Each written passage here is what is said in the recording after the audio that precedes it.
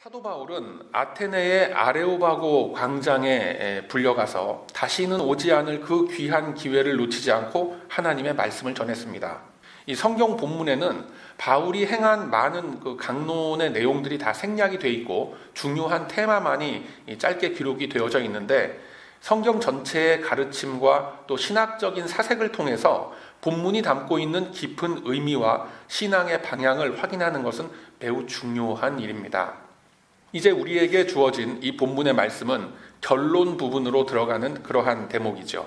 이제까지 바울은 우상이 득실거리는 그 세속 철학 사상의 본진이라고 할 수 있는 아테네에서 참 신이신 하나님을 증거했습니다.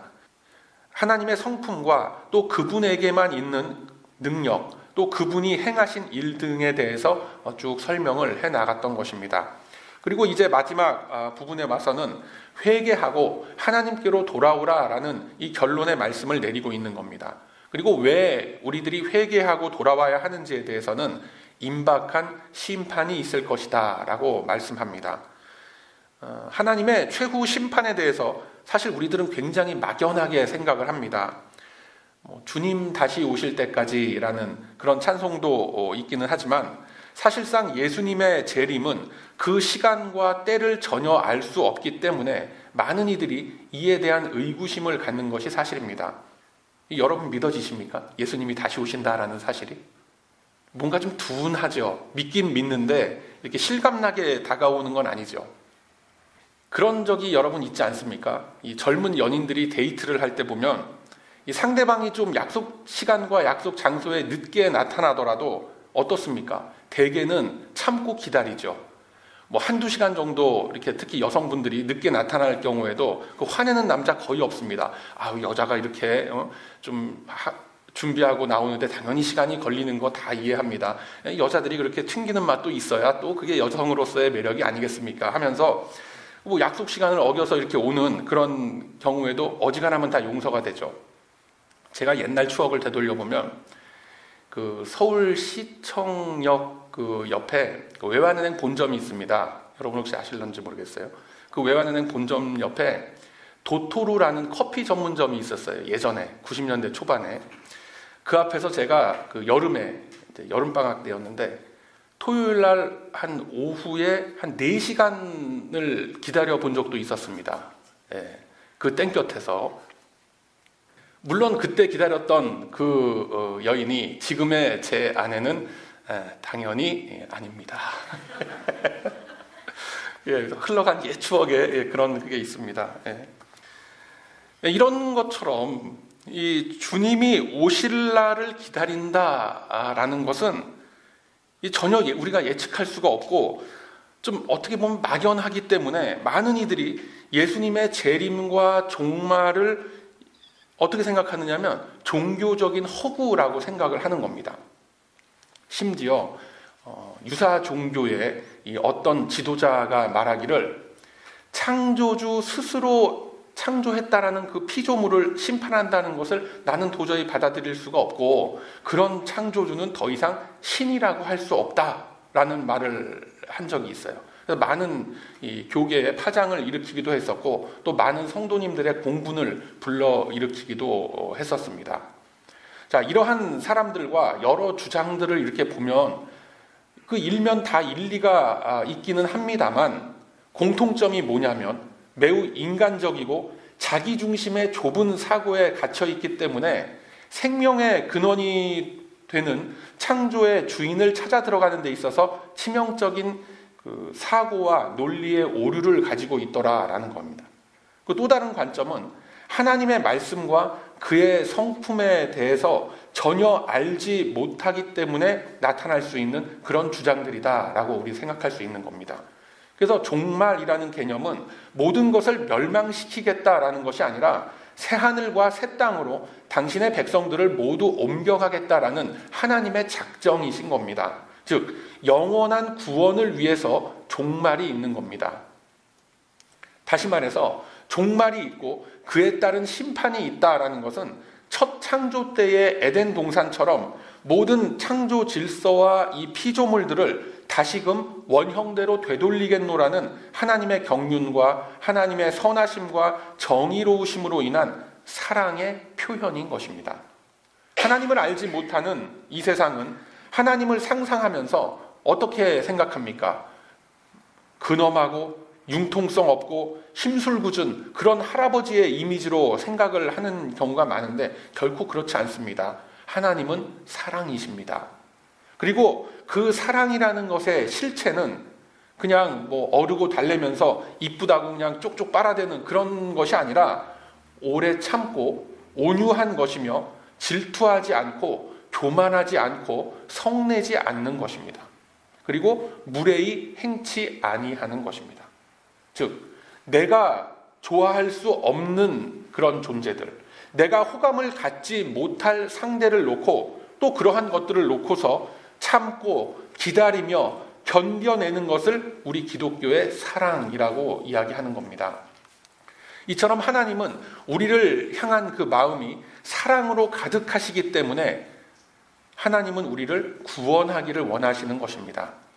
우리의 인생이라는 이 긴 시간 속에서 하나님은 우리들이 그분 앞으로 돌아오기를 계속해서 기다리고 계신 겁니다. 그렇다면 우리들이 어떤 존재이기에 하나님의 은혜를 받아야 하고 구원을 받아야 하는 존재란 말인가라는 의문이 생기게 됩니다. 성경은 분명하게 말씀하기를 이 사람 중에 의인으로서 태어나는 이는 단 한 사람도 없다라는 것을 증거하고 있습니다. 그뿐만 아니라 사람이 일생을 살면서 하나님의 기준에 합당한 의를 행할 수도 없다라는 것을 성경은 분명하게 증거하고 있습니다. 즉 인간은 누구나 죄인인 것입니다. 일전에도 제가 한번 말씀드린 것 같습니다만 신과 함께라는 영화가 있습니다. 혹시 여러분 보셨습니까? 제가 한 사람의 기독교인의 입장에서 그리고 목회자의 입장에서 봤을 때 그 여러 가지 사실들이 우리들이 알고 있는 성경적 사실과는 차이가 있다라는 생각이 드는 가운데 가장 중요한 차이점과 그 중요 포인트는 주인공이 천국에 들어갈 자격이 있다라는 것을 증명하는 그 근거가 그 사람의 선행과 노력에 있다라는 점이었다라는 거예요. 그러나 성경은 결코 천국에 들어갈 수 있는 자격과 조건을 사람의 선행으로부터 찾지 않습니다. 첫 번째 인류였던 아담과 하와의 타락 이후에 인간 본성은 이러한 존재로서 평가를 받고 있는 겁니다. 전도서 7장 29절 이하의 말씀에 보면 나의 깨달은 것이 이것이라 곧 하나님이 사람을 정직하게 지으셨으나 사람은 많은 꾀를 낸 것이니라 라고 말씀합니다.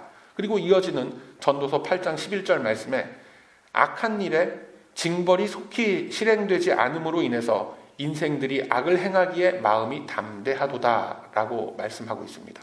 우리를 놓고 얘기하는 것 같죠. 하나님의 심판이 어딨어. 주님 다시 그런 날은 없어. 그냥 적당히 양심에 선하게 살면 이럴 수도 있고 저럴 수도 있는 거지 이런 마음들 우리 다 갖고 있잖아요. 인간이라는 존재의 그 민낯을 그냥 남김없이 까발려 놓은 이제 그런 말씀인 겁니다. 자, 이처럼 인간은 본성 자체가 비열하고 죄로 가득 차 있는 그런 존재인 거예요. 사람은 태어나면서부터 악하게 태어나는 거예요. 우리들이 쉽게 오해하는 것이 뭐냐면 아니 이 어린아이들 이 천진난만하고 아무런 죄와 잘못이 없는 이 어린 이 생명이 무슨 죄가 있단 말인가 라고 생각을 할 수가 있지만 그건 잘못된 생각입니다. 그것은 어린아이들이 저지르는 그 죄의 수준이 어른하고 달라서 어떤 심각한 사회적인 물의를 일으킨다거나 심각한 도덕적인 그런 그 규례에 어긋나는 그런 그 양심에 아주 강한 죄책감을 느끼게 하는 그런 죄가 아니기 때문에 우리가 그렇게 생각을 하는 것일 뿐입니다. 그러니까 아주 얕은 수준의 죄이기 때문에 우리는 그렇게 생각을 하게 된다라는 거예요. 시편 58편 3절 말씀에 보면 악인은 모태에서부터 멀어졌으며 나면서부터 곁길로 나아가 거짓을 말하는도다 라고 이야기합니다. 로마서 3장 23절 이하의 말씀에는 모든 사람이 죄를 범하였음에 하나님의 영광에 이르지 못하더니 그리스도 예수 안에 있는 구속으로 말미암아 하나님의 은혜로 값없이 의롭다 하심을 얻은 자들이 되었노라 라고 말씀하는 거예요. 성경은 이처럼 인간에 대해서 본질상 진노의 자녀라고 정의를 내리고 있는 것입니다. 이 대목에서 많은 이들이 거부감을 갖곤 하는데, 성경의 정확한 가르침은 우리들이 죄를 지어서 죄인이 아니라 이미 다 죄인이기 때문에 그냥 죄를 짓는다라고 가르치고 있는 겁니다. 그럼 그렇다고 해서 우리들에게는 아무런 대책이 없느냐? 그건 아닙니다. 성경은 증거하기를 오직 믿음으로써, 예수 그리스도를 믿는 믿음으로써 우리들은 의롭다함을 얻을 수 있으며 구원의 길에 설 수 있다라고 증거를 하는 겁니다. 이 문제에 대해서 예수님께서 직접 이렇게 말씀하시기도 하셨습니다. 요한복음 14장 6절의 말씀에 보면 내가 곧 길이요 진리요 생명이니 나로 말미암지 않고는 아버지께로 올 자가 없느니라 라고 말씀합니다. 이 예수님께서 저와 여러분을 위해서 기도하시면서 그가 흘리신 보혈의 공로로 인해서 우리들을 하나님의 자녀로서 불러주신 것입니다. 바울이 아레오바고 광장에서 행했던 마지막 대목의 강론이 바로 이런 겁니다.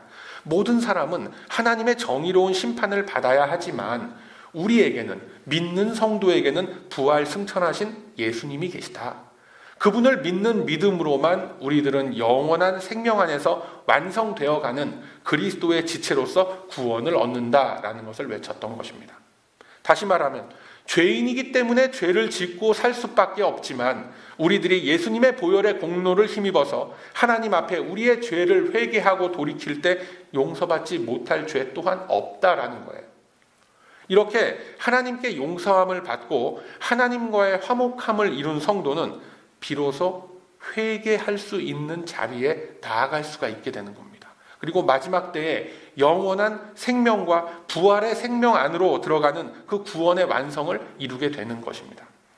이러한 복음의 내용, 즉 원죄와 그리스도로 인한 죄사함과 부활 등의 교리들은 이제까지 헬라 문화권의 사람들이 들어본 적도 없는 신비한 내용이었고 이들이 기존에 가지고 있던 사고를 완전히 뒤집는 내용이었습니다. 아니, 내가 선행이라는, 내가 착한 일이라는 원인 제공을 하지 않았는데 아니 어떻게 구원을 얻을 수 있단 말인가? 도저히 이해가 되질 않는 거죠.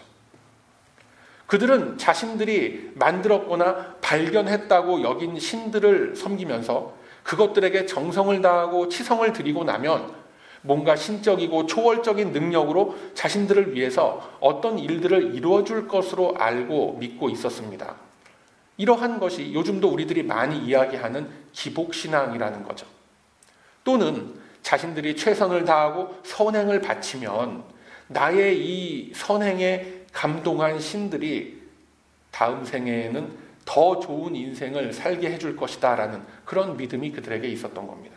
이것이 훗날 윤회설이라는 것으로서 발전해서 정리가 되게 되는 거예요. 많은 사람들이 요즘에 이렇게 말하는 이번 생은 폭망이야 라고 하는 그런 얘기들, 또는 여보세요, 다음 생에는 당신하고 나하고 정말 만나지 말든지 아니면 좀 더 좋은 인연으로서 이렇게 좀 만납시다 라고 한다거나, 아니 저 사람 좀 봐, 참 복도 많어, 진짜 전생에 나라고 한 사람 같아, 막 이렇게 얘기를 한다든가, 그런 것들의 근거가 되는 것이 바로 여기서 다 나오는 것입니다.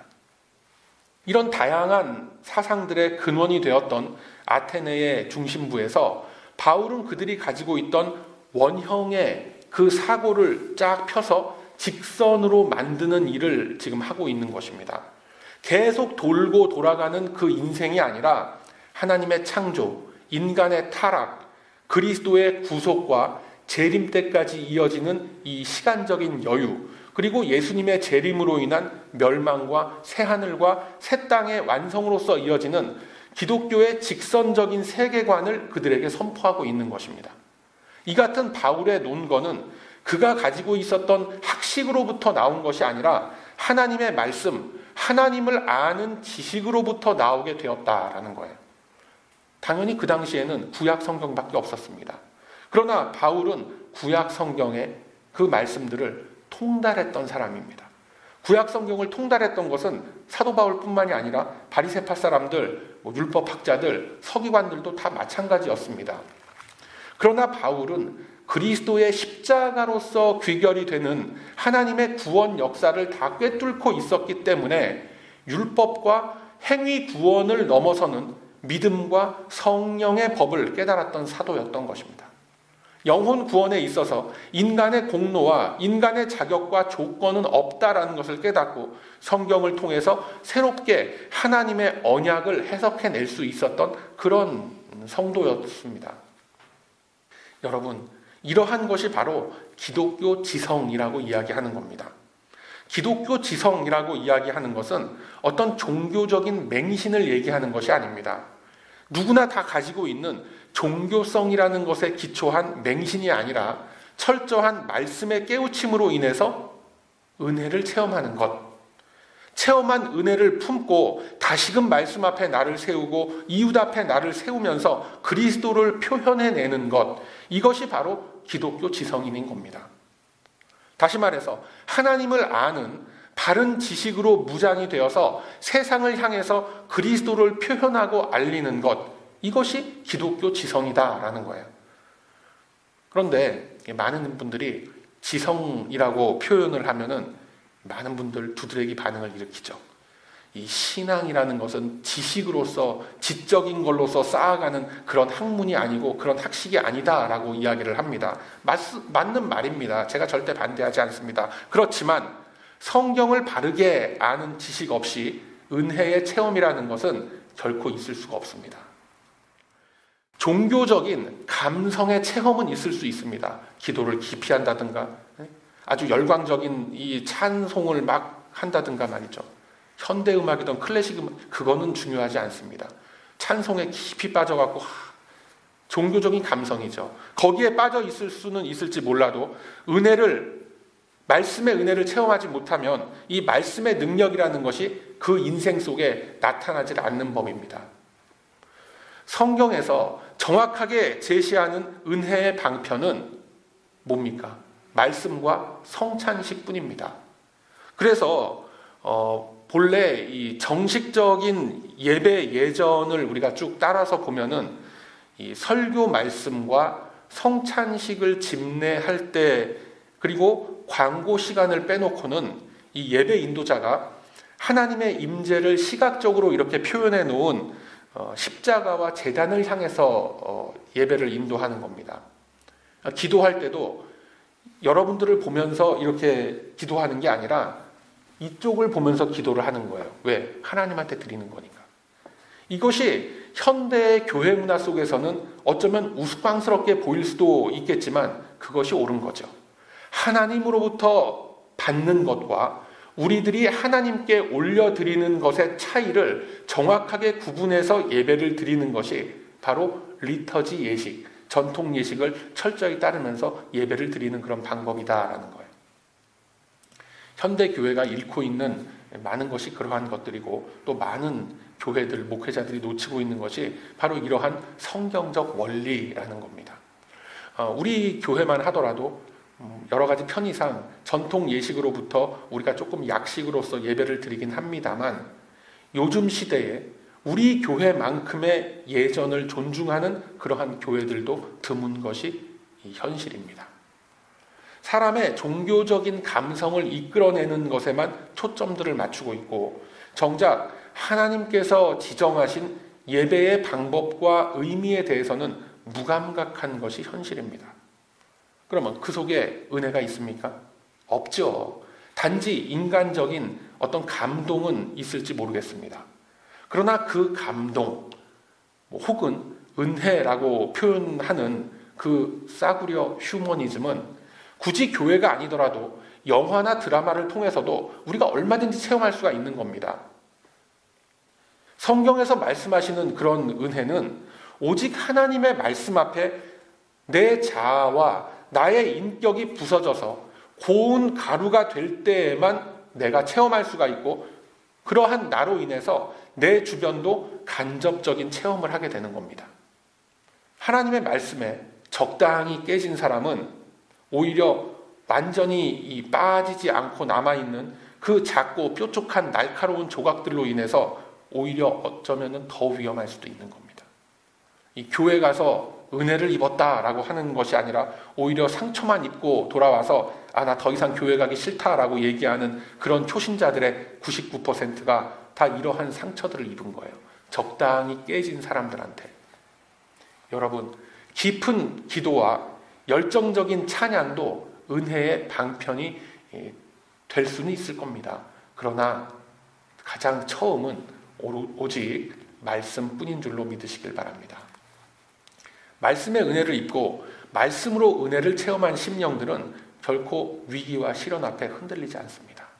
말씀으로서 거듭난 심령은 신앙의 인격과 그 색채가 저급한 종교인들과는 분명히 다르다라는 것을 우리는 알 수 있습니다. 바울이 하나님의 말씀을 그 이방인의 본진에서 정확하게 담대하게 전할 수 있었음은 그가 어떤 가말리엘 학파 출신이라거나 바리새파 출신이었기 때문에, 또는 산헤드린 공회원 출신이었기 때문에 그렇게 할 수 있었던 것이 아닙니다. 오직 말씀으로 완전히 깨진 그런 체험이 있었기 때문에 가능했던 것입니다. 그래서 우리가 하나님의 말씀 앞에 완전히 깨져서 더 이상 소리가 나지 않는 그 용각산 같은 그런 존재가 되기 위해서는 말씀을 바르게 알아야 하는 겁니다. 성경을 통해서 예수님을 만날 수가 있어야 되는 것입니다. 한번 바울을 보세요. 당대 최고의 석학이지 않았습니까? 그러던 그가 이방 철학자들과 이방신을 섬기는 사람들로부터 조롱을 받고 핍박을 당합니다. 그럼에도 불구하고 말씀의 능력이라는 것이 그에게 있었기 때문에 여러 가지 고난과 조롱과 핍박 속에서도 힘을 내고 용기를 내서 그는 자기가 받았던 그 소명을 다 이루어 가고 있었던 것입니다. 고린도 후서 4장 8절 이하의 말씀에 이렇게 증거하고 있습니다. 우리가 사방으로 우겨쌈을 당하여도 쌓이지 아니하며 답답한 일을 당해도 낙심하지 아니하며 핍박을 받아도 버린 자 되지 아니하며 거꾸로 트림을 당해도 망하지 아니했다라고 이야기합니다. 어떻게 그럴 수가 있겠습니까? 항상 예수님이 지셨던 십자가를 내 마음속에 품음으로써 예수님의 생명이 우리들의 육체 가운데 나타나게 한다라고 그렇게 바울은 증거하는 겁니다. 말씀을 새기는 것은 말씀이 육신이 되어서 이 세상에 오신 예수님을 품는 것과 동일한 것임을 여러분 꼭 기억하시길 바랍니다.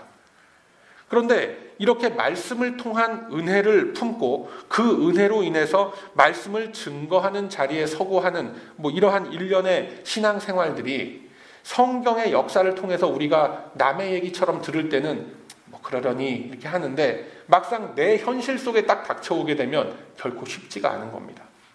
한번 여러분들의 이 지나온 성장 과정을 한번 돌이켜 보시길 바랍니다. 여러분들 학창 시절에 어땠습니까? 공부를 잘했습니까? 그런 거 물어보지 않습니다. 서로 대답하기 난처한 그런 질문은 저는 결코 던지지 않습니다. 자, 이것만 하나 제가 딱 물어볼게요. 여러분, 공부하기 참 힘들었죠? 아예 해본 적이 없어서 이거 힘들었는지 안 힘들었는지조차 이게 감이 안 잡히시면 이거 참 곤란합니다, 여러분. 지금은 우리가 그 시절을 다 지내고 이렇게 다 장성한 어른들이 다 돼 있지만 생각해보면 어떻습니까, 여러분? 그래도 그때가 좋았을 시절이다 이렇게 우리는 여기지만 사실 그때 당시는 세상에서 죽기보다 싫었던 것이 바로 공부하는 것이었습니다. 왜 그랬을까요? 그 필요성을 알지 못하고 했기 때문에 그렇습니다. 그 필요성을 알지 못할 때 미리 준비를 했어야 하기 때문에 힘들었던 겁니다. 그 필요를 언제쯤 우리가 깨닫게 됩니까? 오랜 시간이 좀 흐른 후에 인생의 어려움과 인생의 벽을 딱 느끼게 될 때 한 번쯤은 후회하게 되죠. 학교 다닐 때 공부 좀 열심히 할 걸. 이런 후회를 누구나 한 번쯤은 다 하게 됩니다. 여러분, 신앙생활도 마찬가지예요. 종말을 대비하고 우리 앞에 열릴 새로운 하나님의 나라를 준비한다라고 이렇게 얘기를 하면 막연한 먼 미래의 이야기처럼 생각이 될 겁니다. 그러나 그 시기는 얼마 남지 않았습니다. 송 목사가 웬일인가? 드디어 재림, 구원파 이렇게 나가는 건가? 예수님이 곧 오신다. 이거 이단들이 하는 얘기 아닌가? 그렇지 않습니다, 여러분. 재림의 때가 언제인지 우리는 알 수 없습니다. 우리는 쉽게 알 수 있지 않습니다. 그러나 또 한편으로는 쉽게 그때를 짐작해서 알 수 있는 것은 우리들 각자가 가지고 있는 이 수명이라는 시간이 얼마 남지 않았다라는 사실로서도 알 수가 있는 겁니다. 우리가 100세를 산다라고 가정을 합시다. 남은 시간 얼마 정도 됩니까? 그 시간 속에서 우리들은 이제 하나님과 함께 신앙생활을 할 수 있는 인생이라는, 남은 여생이라는 이 시간을 허락받은 존재들인 겁니다. 본문 30절 말씀을 보면 알지 못하던 시대에는 하나님이 허물치 아니하셨다라고 하셨습니다. 그 알지 못했던 시대를 살았던 수많은 인류의 조상들은 자신들의 양심과 자신들의 도덕에 의해서 심판을 받는다라고 로마서 2장 14절 15절에 이렇게 분명히 말씀하고 있습니다. 그러나 여러분, 이제는 우리는 다 아는 시대를 살고 있습니다. 그리고 여러분은 이미 복음의 원리를 다 알고 계시는 그런 분들이세요. 빠져나갈 구멍이 없고 핑계댈 수 있는 구멍이 더 이상 우리에게는 없는 겁니다. 예수님께서 이미 십자가를 통해서 구원의 방법과 구원의 계획에 대해서 다 알려주셨습니다. 더 이상 성경에 감추어진 비밀, 신앙생활의 비밀 이런 거 아무것도 없습니다. 가끔씩 이런 광고를 보게 되죠. 벼룩시장 같은 데나 무슨 한인신문 이렇게 보면은 성경 속에 숨겨진 비밀을 알려드립니다. 무료 성경 체험. 그거 다 신천지예요. 100%. 아직도 숨겨진 비밀이네 뭐네 그런 얘기하고 다니는 사람들은 100% 이단입니다. 숨겨진 것 아무것도 없습니다. 모든 것은 환하게 다 드러났습니다.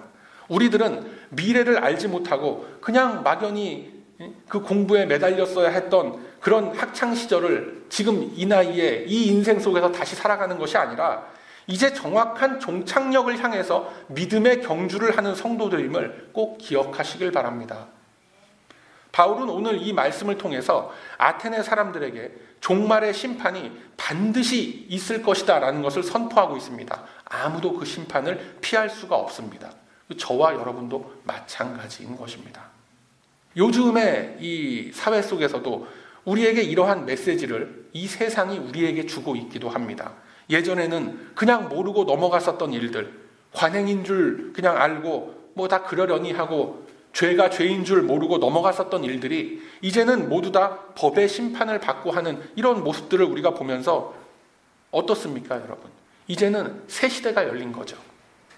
그런 모습들을 보면서 뭐 누가 옳으네, 뭐 누가 잘했네, 잘못했네, 너무 심했네, 아니네 이런 갑론을박에 빠지는 것만큼 어리석은 일 없습니다.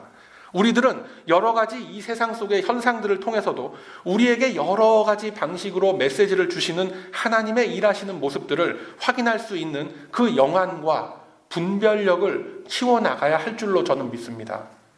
사랑하는 우리 배단위 가족 여러분, 하나님의 심판은 우리의 인생 앞에 임박해 있다는 것을 꼭 기억하시길 바랍니다. 그러나 우리들은 그 심판 앞에 준비된 사람들임을 또한 믿으시길 바랍니다. 우리의 친구가 되시고 우리의 구원자가 되시는 예수님을 믿고 따를 때에 그분께서 우리를 위하여 완성하신 이 부활의 새 생명이라는 것은 언제나 우리 안에 머물면서 우리들을 준엄한 심판대 앞에서 영원한 생명으로 이끌고 가실 것입니다. 문제는 우리 주변입니다. 바울은 자기가 체험하고 자기가 깨달았고 자기가 받은 은혜와 그 소명을 자기 자신을 위해서만 품고 간직했던 것이 아니라 이웃을 향해서 그리고 이 세상을 향해서 펼쳐내 보였습니다. 여러분, 그 근거가 구체적으로 뭐였습니까? 그 원동력이 뭐였습니까? 제가 지금 한 달가량 사도행전 17장 하나님의 변호사가 되라라는 이 시리즈의 말씀을 시작하면서 첫 시간에 드렸던 그 메시지를 여러분 기억하십니까? 기억할 리가 없죠. 여러분이 어떤 존재라는 걸 제가 다 알고 있는데 질문드린 제가 참 이게 민망한 그런 거룩한 분노가 있었어요. 사도행전 17장 16절 말씀에 표현된 것과 같이 우상이 즐비한 그 아테네를 보면서 거룩한 분노가 바울을 움직이게 했고 숱한 고난과 핍박 속에서 이겨낼 수 있는 힘을 제공한 원동력이 되었다라는 것을 제가 말씀드린 바가 있습니다. 거룩한 분노라는 것이 화를 그냥 벌컥 내는 막 그렇게 표현된 것이 아니라 바울의 끈기와 바울의 성실함과 바울의 지칠 줄 모르는 열정으로서 그렇게 표현이 됐던 겁니다. 이제 아테네의 아레오바고 광장에서 바울이 전한 이 마지막 대목의 말씀은 바로 하나님의 심판과 부활의 생명으로 인한 영원한 생명이 우리에게 주어져 있다라는 것이었습니다. 하나님은 아테네에 살고 있는 아직 깨어나지 못한 당신의 백성들을 쭉 보셨던 겁니다. 그리고 그들의 구원을 위해서 바울에게 강력한 동기부여를 주시고 거룩한 분노가 열정으로 승화되게 하사 그들에게 말씀을 전하는 충직한 도구가 되게 하셨던 것입니다. 자, 그러한 하나님의 마음에는 뭐가 있었을까요? 그 거룩한 분노에 포장되어 있는 하나님의 진짜 마음은 뭐였을까요? 이건 다 아시겠죠? 바로 하나님은 사랑이시다라는 거예요. 하나님의 사랑이 있는 거예요. 그 밑에는. 당연한 하나님의 사랑이지만 그 사랑을 포장하고 있는 또 다른 키워드가 오늘의 말씀 속에 있는 겁니다. 출애굽기 20장에 어떤 말씀이 있죠? 10계명이 나와 있죠? 출애굽기 20장에는 10계명이 나와 있습니다. 자, 제가 한번 이 10계명을 한번 쭉 봐드리겠습니다. 출애굽기 20장 3절 이하의 말씀을 제가 한번 봐드립니다. 너는 나 외에는 다른 신들을 내게 있게 말지니라. 너를 위하여 새긴 우상을 만들지 말고 또 위로 하늘에 있는 것이나 아래로 땅에 있는 것이나 땅 아래 물속에 있는 것에 아무 형상이든지 만들지 말며 그것들에게 절하지 말며 그것들을 섬기지 말라라고 하나님은 말씀하셨습니다. 이게 뭡니까? 다들 잘 아시다시피 첫 번째 계명이지요. 그리고 이어지는 말씀을 보면 나 여호와 너의 하나님은 질투하는 하나님인즉 나를 미워하는 자의 죄를 갚되 아비로부터 아들에게로 3, 4대까지 이르게 하거니와 나를 사랑하고 내 계명을 지키는 자에게는 1000대까지 은혜를 베푸느니라 라고 하셨습니다. 어떤 하나님이라고 하셨습니까? 하나님의 신적 질투를 우리들의 마음속에 품으시길 바랍니다. 이 신적 질투가 저와 여러분을 세상 가치에 물들어 있는 우리의 이웃을 향한 안타까움과 열정과 성실로서 주님은 나타나게 하실 것입니다. 하나님의 질투를 우리의 마음속에 품으시길 바랍니다. 하나님의 마음으로 예수님의 심장을 내 가슴에 품고 우리의 이웃을 향해서 한 걸음씩 다가서는 그 거룩한 심령들의 삶 속에 우리 주님이 주시는 귀한 능력의 역사는 결코 끊이지 않고 일어나게 될 것입니다. 이 체험을 하시는 우리 모두가 다 되시길 소망합니다. 많은 이들이 하나님의 사랑이라는 이 거룩한 키워드를 입에 올리고 있지만 그 안에 담겨져 있는 실천의 원동력들을 정확하게 짚어내질 못하는 겁니다. 세상의 가치 질서에 속하지 못함에 대한 그런 분노와 그런 어리석은 질투가 아니라 하나님의 말씀이 가로막히고 있고 복음의 질서가 복음의 가치관이 막혀 있는 것에 대한 거룩한 분노와 하나님의 질투를 품으시길 바랍니다.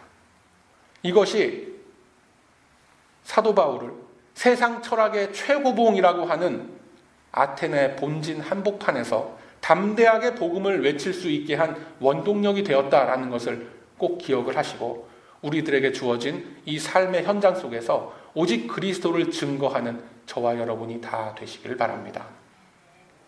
말씀을 체험하며 나아가는 이 모든 거룩한 심령들 속에 우리 주님의 거룩한 능력의 역사는 반드시 함께 할 것입니다.